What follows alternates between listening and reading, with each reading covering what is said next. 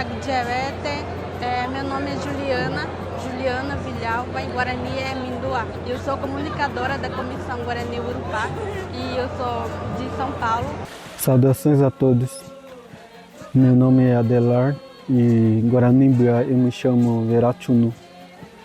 E eu sou do povo Guaranimbá. E eu estou aqui fazendo vídeo de agradecimento a vocês de País de Gales. E eu estou aqui dizer para vocês que continuem estudando sobre a gente, sobre os povos indígenas do Brasil e que continue estudando como que é a nossa cultura e também esse é o nosso objetivo também, que mostrar a nossa cultura não só no Brasil, mas também em outros países, assim como o país de Gales.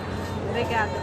E as crianças estão muito felizes por receberem presente de vocês, desenho que vocês fizeram. Meus parentes de lá estavam muito felizes ter apoio de vocês. Do estado do Paraná do Oeste, os parentes estão mais sofrendo ataques dos fazendeiros e do próprio governo.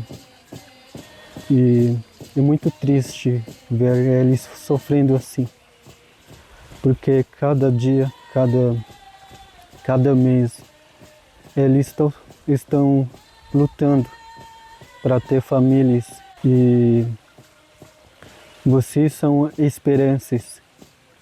Vocês que sempre estão iluminando a esperança a eles, porque vocês estão dando apoio a eles, a nós, ajudando a gente a fortalecer mais a nossa cultura, para proteger as nossas famílias e até as crianças, porque as crianças são inocentes.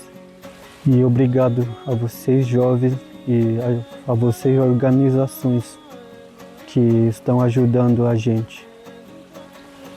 E estamos muito gratos mesmo por ter apoio de vocês. E obrigado a vocês.